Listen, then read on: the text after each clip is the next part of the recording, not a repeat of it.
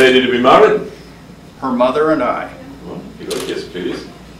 Shake hands with the groom. All right. Stand side by side, remain where you are, and you may be seated.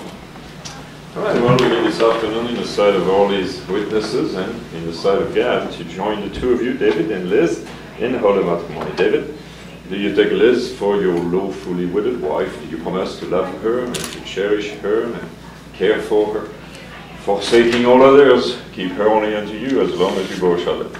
I do.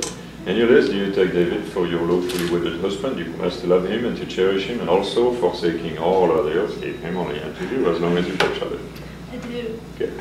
Well, I'm certain that you plan to make your relationship a very meaningful and successful experience for the rest of your lives. That's the idea. Right?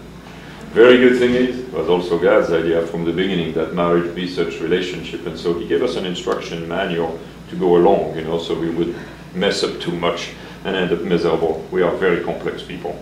Nobody ever gets in this position with intention to fail, so we need all the help we can get. Yeah, because He built males and females differently, not only on the outside, but especially up here. And it's our failure to consider the outcomes of that and His purpose in it that a lot of problems get into marriages, because it translates into built-in basic needs that are different, but they have to be filled. We can't fill those by ourselves, so somebody has to do it for us. We normally end up getting married.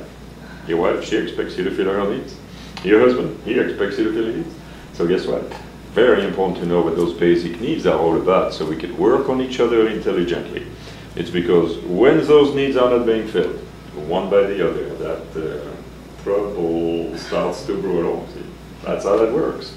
So since God doesn't want us miserable, He has put insights in the Bible as to what all these needs are so we can keep each other happy. He built us, He knows how we function.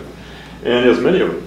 But some are more important than others. I'll give you a couple of them so you don't go away empty-handed. One of the most important needs that your wife has, that you are to fill through her whole life consistently, if not even her greatest need, is for her to always remain completely safe and secure in and of your love. You must never give her an opportunity to doubt it. Many reasons throughout life, but also she will bloom the best when she's loved the most.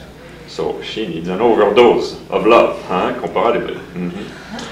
Also, God commands us in the Bible to deal with our wives in an understanding way, because He made ladies more sensitive than He made us. In general, we hear for 5 minutes and get it over with, but they go on. 5 days, 5 weeks, 5 months. Some say to me, 5 years, 10 years.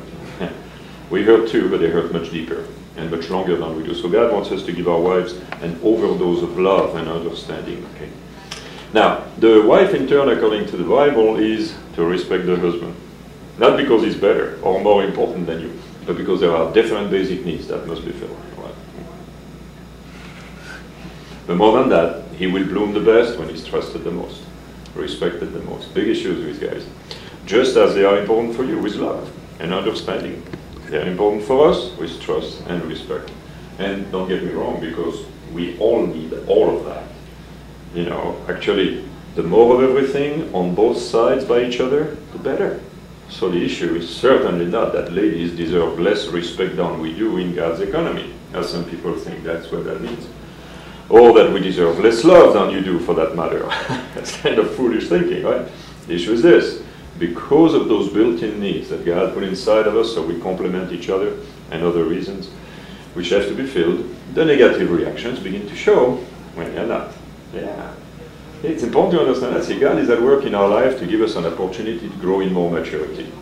He wants us to become more patient, kind, gentle, understanding, loving, peaceful, trustworthy, faithful, joyful, all kinds of stuff. He wants us to love each other more and more. Hopefully that's what we want, right? You know what, for that to happen, what He has to do, He has to train us to become less self-centered. That's our big problem. According to the Bible, true love is in the end completely selfless.